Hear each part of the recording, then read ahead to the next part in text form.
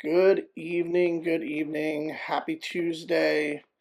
Anyone joining us on the East Coast of New York? I know it's 7 p.m. for you guys. It's a hard time to join, but I appreciate you guys being here.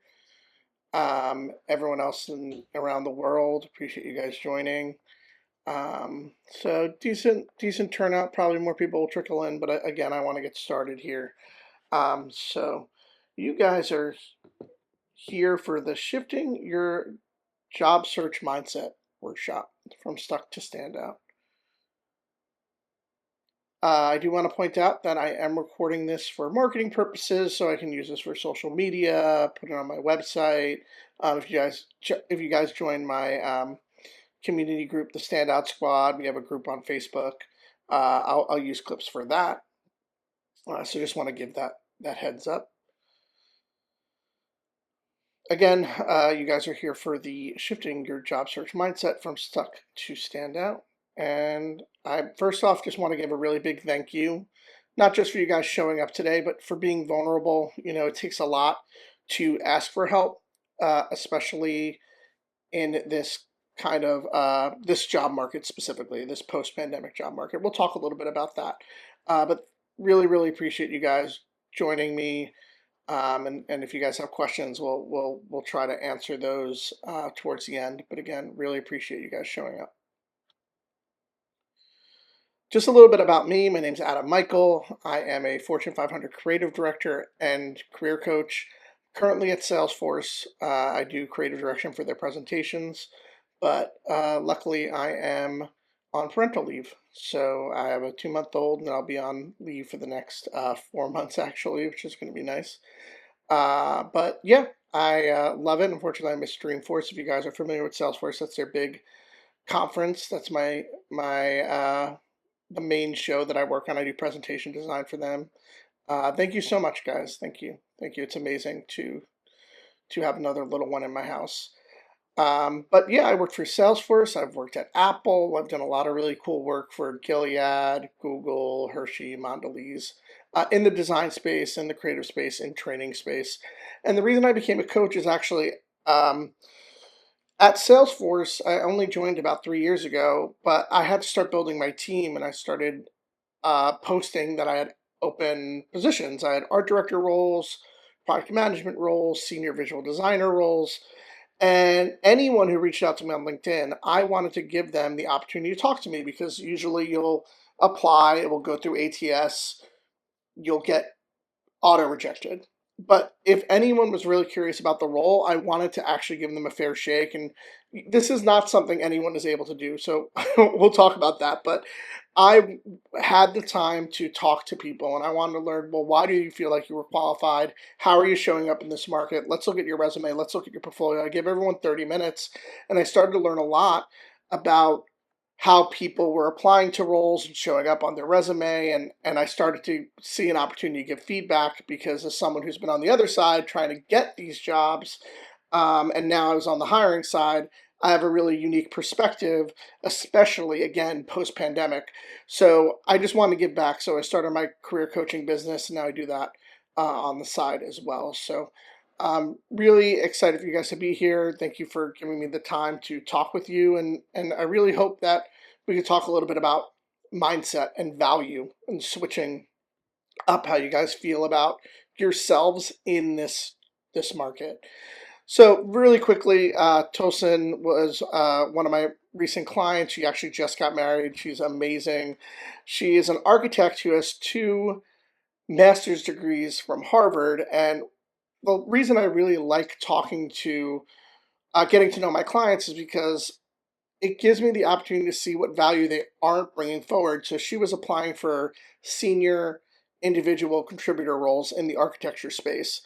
And the more I talked to her, I said, no, you need to be a director. You are at least a manager, if not a director level candidate, and you need to present yourself that way. So we really started looking at the stories that she was telling me, and tried to focus on the impact that she made, instead of just the tasks that she did on her resume, and really changed the way she talks about herself. And she felt it. She felt more confident. She felt she just needed someone to see her, and it was a really good partnership. And she's been applying and interviewing for creative director roles, which has been really really exciting.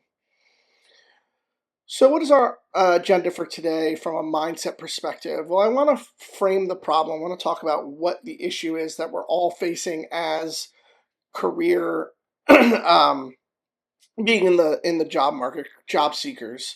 And I want to then speak about fixed versus growth mindset. We'll talk about a little bit of a reflection, and then we'll wrap up with some next steps. So let's frame the problem itself. So, job hunting is a test of self awareness. And I like to bring that up because your self awareness and how you show up on your resume in interviews, that is driven by your mindset. And a fixed mindset will keep you stuck. The challenge is you guys might not even realize you have a fixed mindset about the job market. It's just part of society and part of culture and how we are um, everything from movies to TV shows to um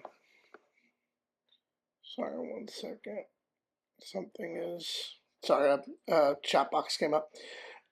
So in our culture, our worth is supposed to be tied to our job and our job title and our salary, and that makes either being laid off or looking for a job, especially in this market, even harder for us to kind of tackle. And we'll come up against obstacles like our friends and family just telling us to take any job, or we'll see a lot of auto rejections, and we'll think it's a reflection of us when it's could just be AI. It could just be an issue with the software. So I want to help you guys a little bit with identifying how you can show up and show up in a more resilient way. So let's really dive deeper into what a fixed mindset is, especially when you are applying for roles or interviewing.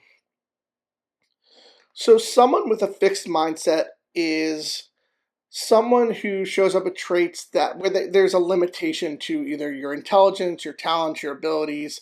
It's static, and that it can't be changed. And when you think about that within the context of the job market, an example is if you haven't landed a job by now, within a month, within 2 months, you're just not good enough. And here's the myth against and I hate to say this because I don't want to discourage you guys, but some people it's taking them up to 6 months to find the right role.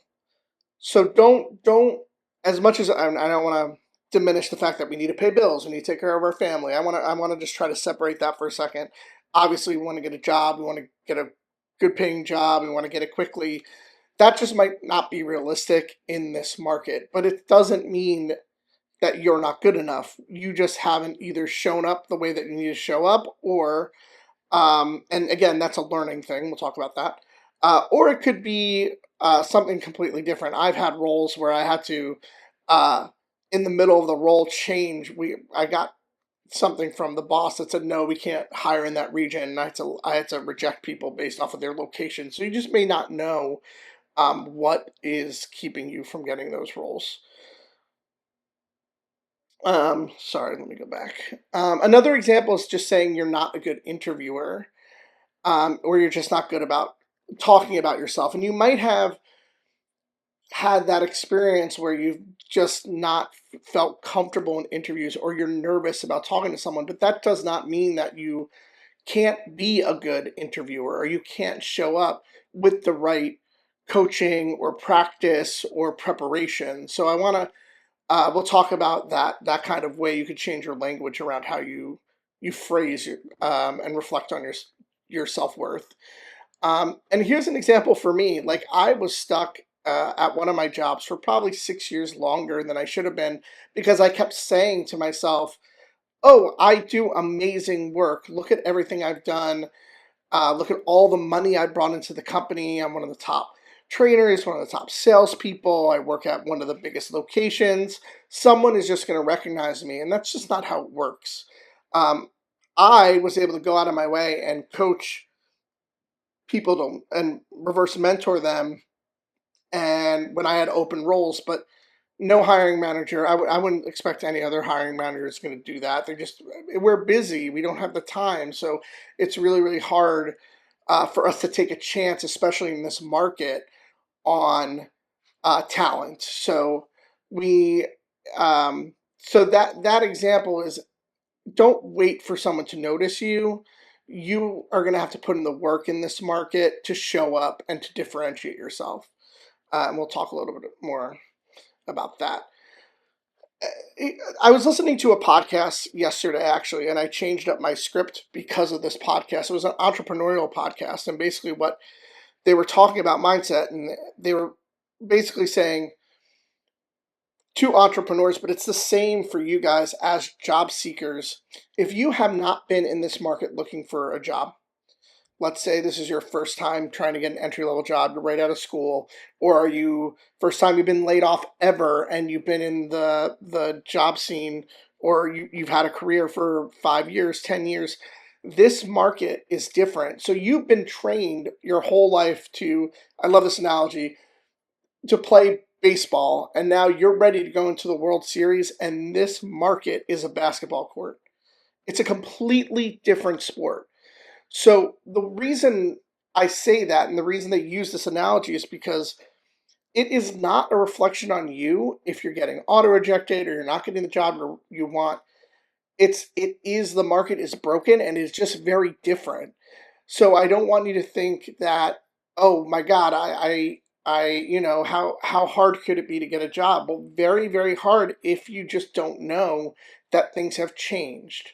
And that's why I have these other workshops coming up. I have my resume workshops, and in those, I'll give you a preview.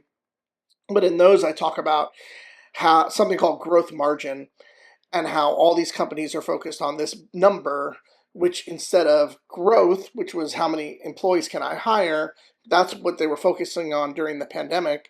It's now more about operating margin, which is how much profit do I make versus the amount of money I spend on resources and other things, my expenses. And employees are one of those expenses. So that's why you see all these large companies post pandemic, every few months. I mean, you can look at Microsoft, you can look at Salesforce, you can look at Starbucks, you can look at, any company really. They've been laying off not just once, but multiple times in the last few years because they're trying to restructure based off of this operating margin principle. Um, and that changes how we have to show up in the market. So what I teach in that resume workshop, what I was getting to is that we need to show up with operation mindset. We need to talk about efficiency, things that we've done, where we made an impact around saving time, saving money, which hasn't always been the focus in the market for especially someone who's an entry level role or an individual contributor or a designer. You would never think as a graphic designer, oh, I'm going to have to talk about how I developed actions in Photoshop to save time, because that's not what it was about. It used to be about, did you know Photoshop? Do you know the design tools? Do you know, um, have you gotten awards? Have you, what does your portfolio look like? But now it's kind of shifting where we need to be able to speak about, again, our operation mindset. So that's something you just wouldn't know. So again, you were trained to play baseball, and now you're on a basketball court. So that's just to say, keep at it. Don't give up. Just learn the new rules. I'll have workshops on it. There's a ton of other people and resources, and I'll talk about that towards the end. Um, yeah, the post-pandemic market is just different. It's new and it's still changing. But I do want to talk about a growth mindset, because this is what I want you guys to start shifting to, where you're taking the blame off yourself. Because yes, we do need to show up. We need to put in the work. I'm not saying that. Um, but I wouldn't make you auto rejections every time you get an auto rejected email. It's not a reflection on you. So what can we do to kind of change the way that we show up and be more resilient? Well, one thing is that it is going to take time to find a job, so you guys know that. Um, but you want to also have a growth mindset. So that an example of a growth mindset, or the definition of a growth mindset, is looking for opportunities to learn and improve, and seeing challenges as nothing more than a puzzle to be solved. So, an example of that is, instead of saying, again, if I haven't landed a job by now, I might not, I must not be good enough. Each rejection gives me information to improve how I present my story. I'm learning what resonates in the market. So, and you could say rejection is redirection. I'm sure you guys have heard that before. But I really want you guys to think about, instead of, it's hard with zero feedback. So, where do you guys go to seek that? So, let's say you do get an auto rejection. Um, well, the feedback is that didn't get through the ATS system, um, or something about my resume or the AI, or something about it just isn't working. So maybe I need to work on my resume. Well, how can you do that without getting direct feedback from, the Workday system that company uses, or the recruiter? I would cold you could cold reach out to someone on LinkedIn who works at that company, and just ask them a few questions about, what they might be looking for. See if you could share their resume with them. You can look at Fishbowl, you can look at Glassdoor. These are all websites where you can um, join communities and talk to the employees who are willing to share information about those companies. You can get a coach like myself who can take a look at your resume and say, hey, I would just change A, B, and C, and then reapply for the role with a different email address and see if that gets through. Um, so there are things that you can do or try to learn, even if you're not getting direct feedback from that auto rejection, if that makes sense. Here's another example. If I'm not a good interviewer, again, we talked about this, I'm just not good about talking about myself. Well, maybe it's just something where you say, well, interviewing is a skill. Maybe I just haven't had enough practice, and if I put in the practice, then I can share my story with confidence and clarity. And really, one way, and we'll talk a little more about this, is you could just say, maybe I'm just not good at interviewing yet. Maybe if I record myself in the mirror, record myself on my phone, or talk to myself in the mirror, or ask a friend to just let me talk to them, and give some interview answers, maybe I can get better. But it is up to you guys to put in that work. But I would want to say, like, it just comes with practice and clarity. And again, I've been doing this job for years. Instead, while experience matters, I also need to communicate my value clearly and show how I've created impact. And I think that is something that a lot of people are learning here in this market, because what I'm teaching in my resume workshops is that your resume is not a list of tasks. It's not a list of things that you've done in your role. You really need to show how you made impact in the company on your resume. So, for example, saying something like, um, if I was doing a resume 10 years ago for the same role, I might have said, like, led a team of designers to produce world-class presentations. That's just not enough. That's just not enough nowadays, because in this market, if God forbid I was to lose my job, or I wanted to seek a new job, um, I would have to show how I've made impact. So I would have to say something more along the lines of, led a team of 6 designers, 1 project manager, in collaboration with external agencies to create presentations, world-class presentations for in-room audiences of 5,000 and been viewed on YouTube 3 million times, something like that. But do you see how much more I had to showcase there to show the impact that I'm making, the way that I would differentiate myself from another creative director? I really, really have to put in that level of detail to showcase the difference that I make on the team, I make for the company, instead of just listing these generic things. So being able to tell your story more clearly and more confidently to showcase impact.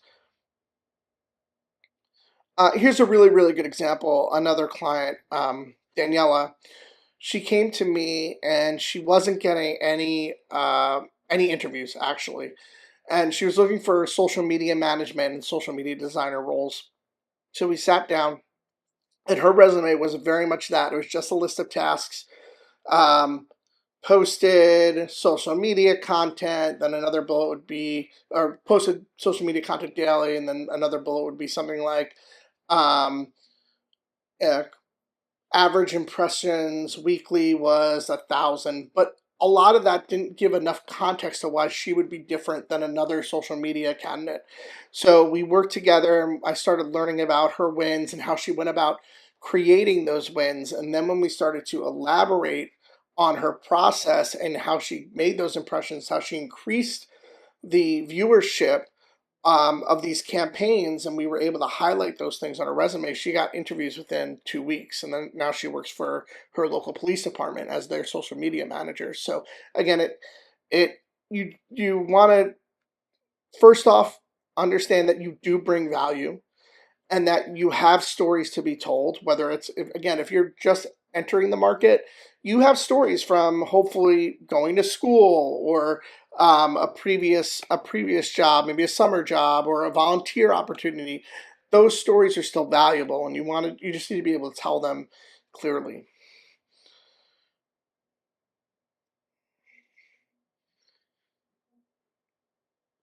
And again, I want to highlight, like you said, Phyllis, that the new system doesn't tell feedback. You need to go look for it though. That is a change. So if you're not getting it directly from the recruiter or the hiring manager at that company, you need to find another way of getting feedback. You can go on Reddit, and I mean, if you're brave enough, they can be really, really ruthless there. You can go on Reddit with your resume and see if people can help you there. You can go again, Fishbowl, Glassdoor. There are community groups on Facebook. You have to seek the feedback in other forms, and then you just have to try again. You again try to apply with a different email address and see if your resume gets to that time after you've made a significant change.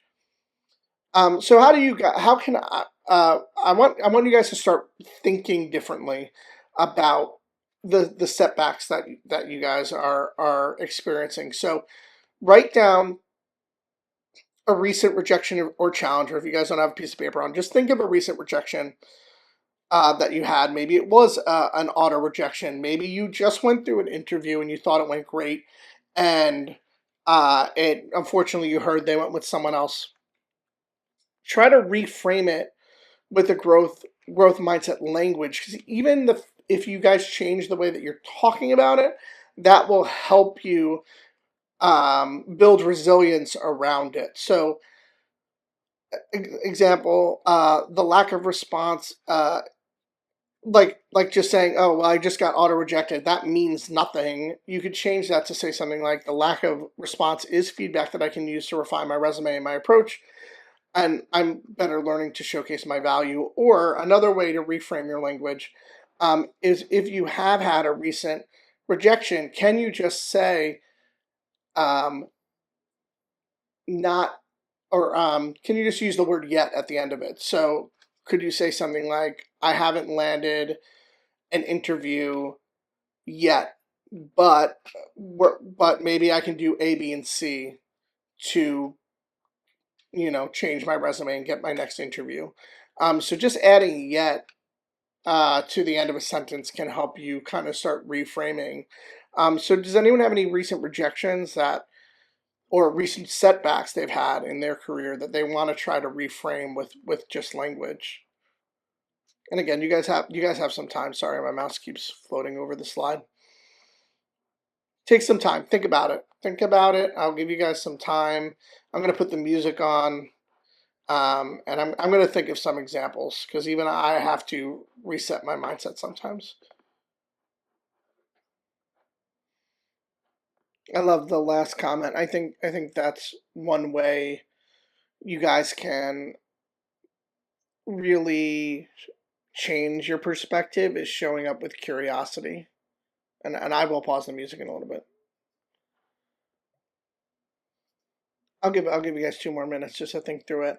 So when you guys are reading that some of these challenges that you're putting out there, can you think of one thing you can do differently, even if it is a robot response or you're getting an AI response? What can you do to bounce back and not let it not let it affect you or change your tactics.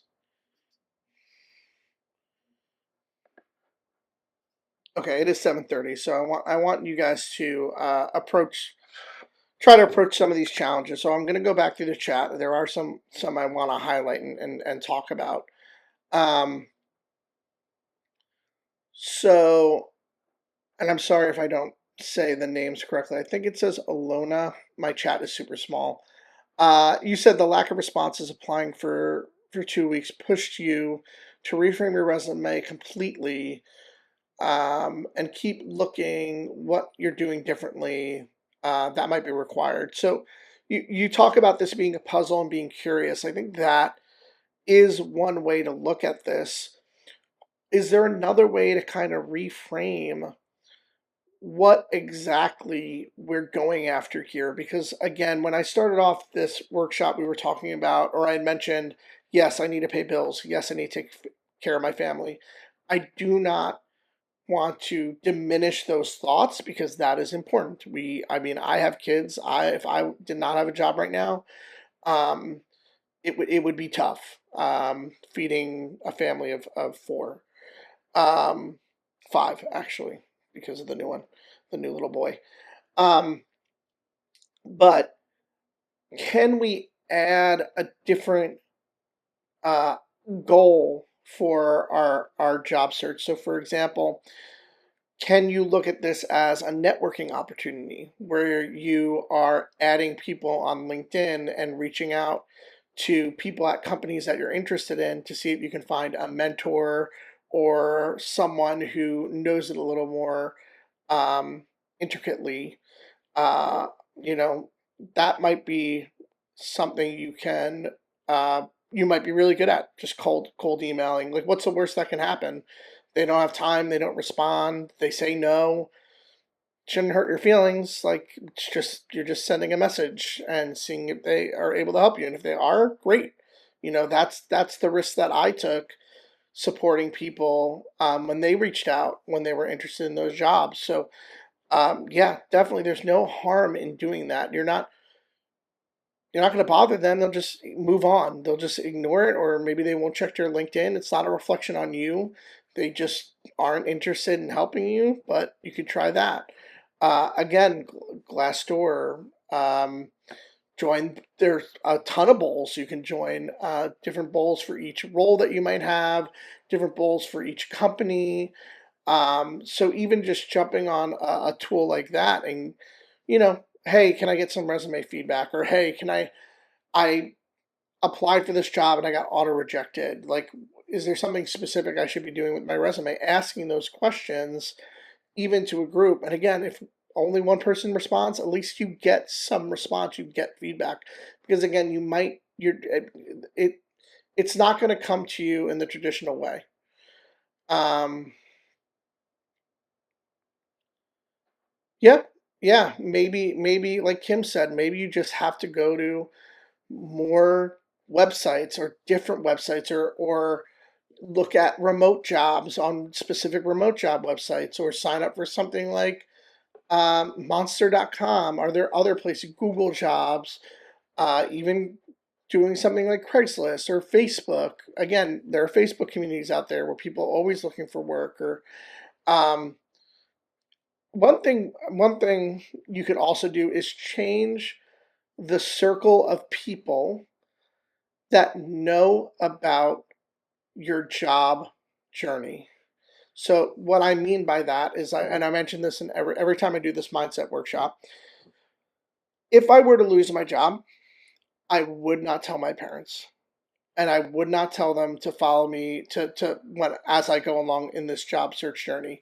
Not because I don't love them, not because I don't appreciate the experience they bring, but they also bring a level of stress, and they would be one of those devil's advocate type people who would be like, well, you could take any job, just go get a job at, McDonald's or whatever the case. Not that that's a bad job. You can learn a lot of experience from a job like that. But um, I want to have cheerleaders. I don't want devil advocates in my corner right now. If I am facing this job market, I want to have cheerleaders in my corner. So be very protective of who you talk to and make sure that they're the people who lift you up, because that could worsen the rejection that you're facing. So having that support system is really, really important in this job market. So I would even find the people that you can be vulnerable with and say, hey, I really need support. Is there anything that you can do to help me find work? Is there anything in your network that you can help me? Um, but yeah, having a really strong protective circle for your understanding your worth is going to be really, really important here. Um, I'm gonna just quickly, if you guys want to hang out, just quickly debrief. A lot of you answered this, but what did you guys notice about your when you started to reframe, or when you started to even talk to people in this chat, or see that people were going through the same thing? How did that shift your perspective? What can you do this week? What can you do this week to just change a little bit of your mindset, whether it's seeking feedback somewhere else, whether it is creating a new circle of people to support you? Just think about that for a minute. I'll answer this question.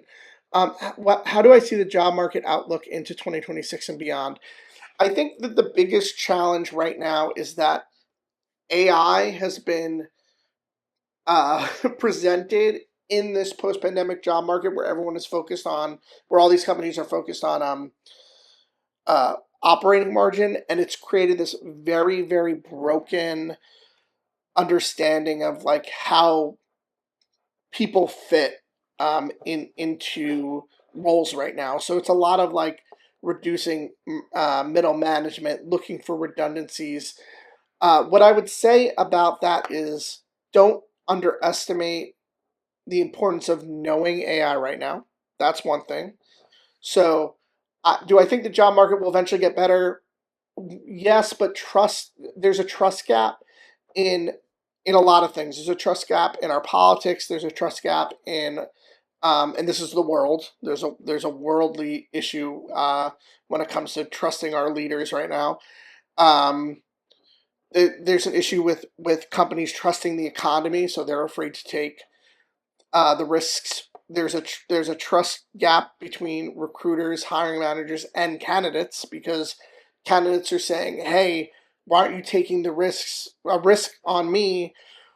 When recruiters and hiring managers are actually fighting for their own jobs right now. So I would never blame a recruiter and a hiring manager, and this is because I'm a recruiter and a hiring manager. When I tell you guys it's hard right now to do that job on top of um, the day to day, it's ridiculous, because the oversaturation of the market, the amount of people we have to look at resume wise, it's a lot. So it's the system is broken. So what do you need to do as a candidate is, all you can do is show up. Show up with your value intact, your worth intact, because again, it's a test of self-awareness. So when I look at a resume, I want to say, okay, this person does A, B, and C. And when you get to the interviews are not about me checking to know if you do know A, B, and C, because you've shown me that on your resume. It is more about um, how how confident is this person in who they are? Do they have a growth mindset? Are they willing to learn? Are they going to be a good team player? And again, it depends on the company and stuff like that. But that level of self awareness needs you to show up with your worth and understanding your worth. So that's why I really like to do um, this mindset workshop first before my clients. I start working with clients, because we talk about values, self worth, and mindset before we even start working on the resume, because you need to really feel comfortable with who you are, because that needs to be presented on your resume and in interviews, and it's just really important to have that clarity. So once that trust gap is gone, I think the job market will get better.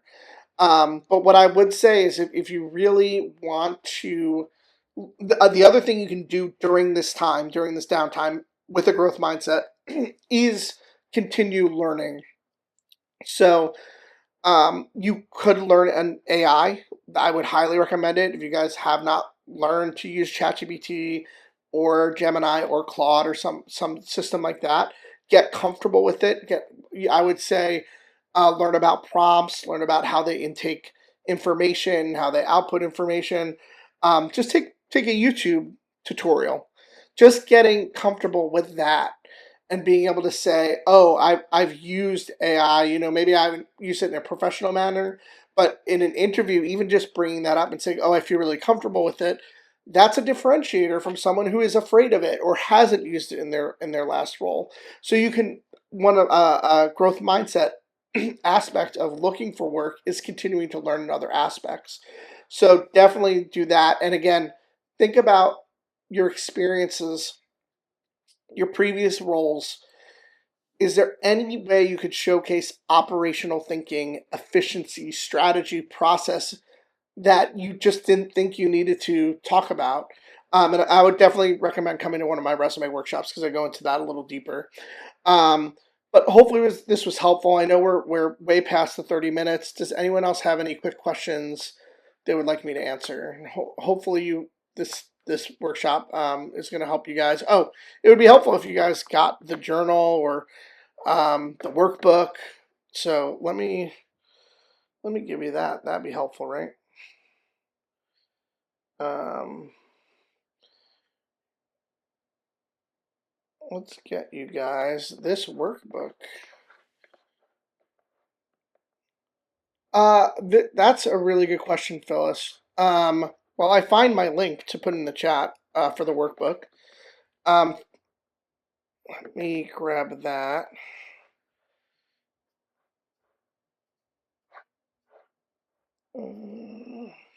Sorry, guys. Give me 2 seconds. Oh, here it is.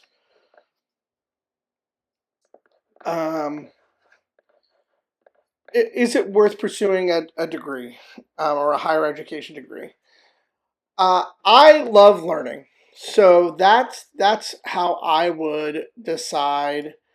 Um, so that's a good question. So is a certification versus degree better? I think they both have their benefits. So I went back for my bachelor's and my master's in design very recently, only about, I don't know, 2022. I started my bachelor's.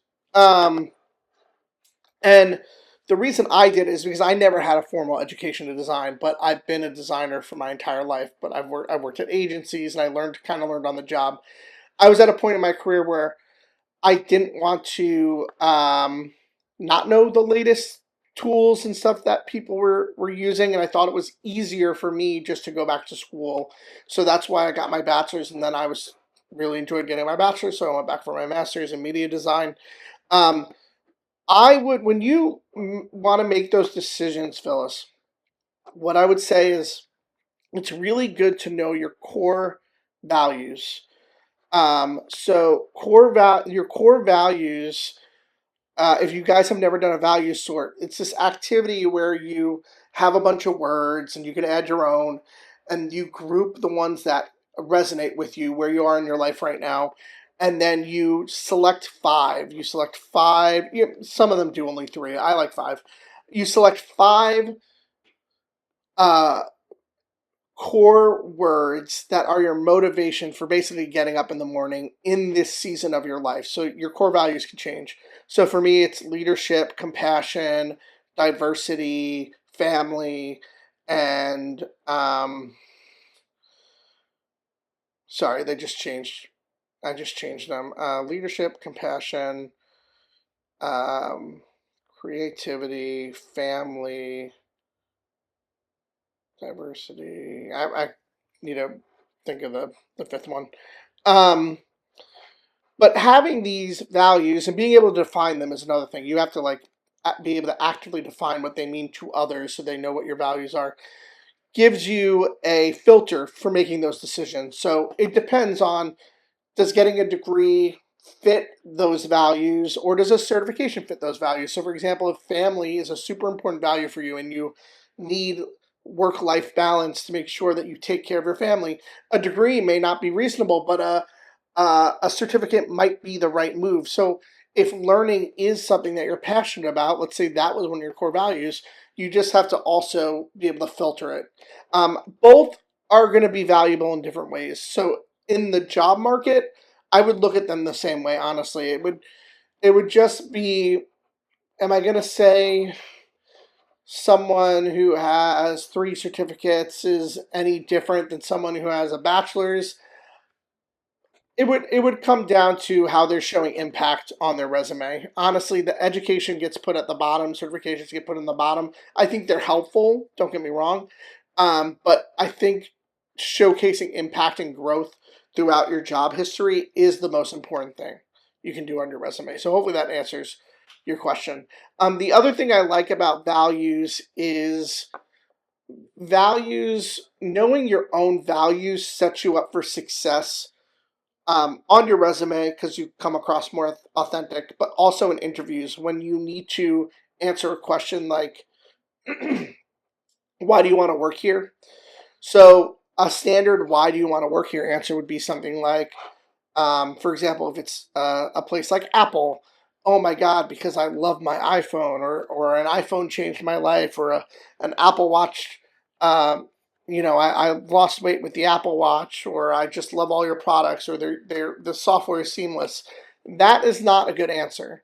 A good answer for that question would be like, well, Apple's really values health and um, the environment and innovation. And for me, as someone whose values are leadership, family, whatever the case may be, um, I could see how my values would allow me to do my best work at this company and continue to help Apple create incredible products. Do you guys see how that answer changes when you filter it through what you bring to the table from a values perspective? So knowing your values are really important. Definitely, if you guys, I'm going to put the link in there again if you guys want to download the journal, the workbook. You guys hopefully have me or following me on Eventbrite. I'll put that link in the chat too. So if you guys want to follow me, I have upcoming resume workshops. If you guys want, I have so many fun links I can give you guys. I offer so many free things.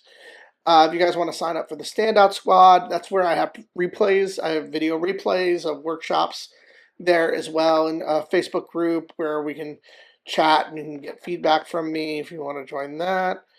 Um, so many other things. You can follow me on every social media platform ever. Here's a link for that.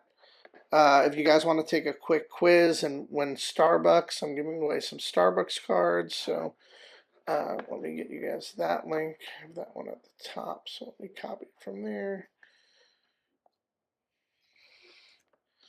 So many free things. And if you guys want just a one-on-one call with me, I give free 45-minute calls if you just need a coach's perspective. We can talk about the market, we can talk about your resume, we can talk about interview strategy, all the fun stuff. But yeah, it is 7:48. Thanks for hanging out with me, guys. I mean, who else has questions? We can keep this rolling for a little longer. I'm just gonna drink my coffee.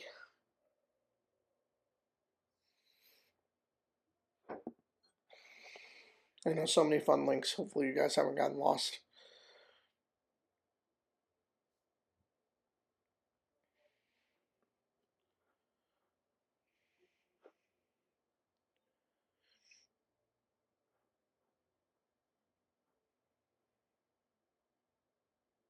I'm just looking back at the chat to see.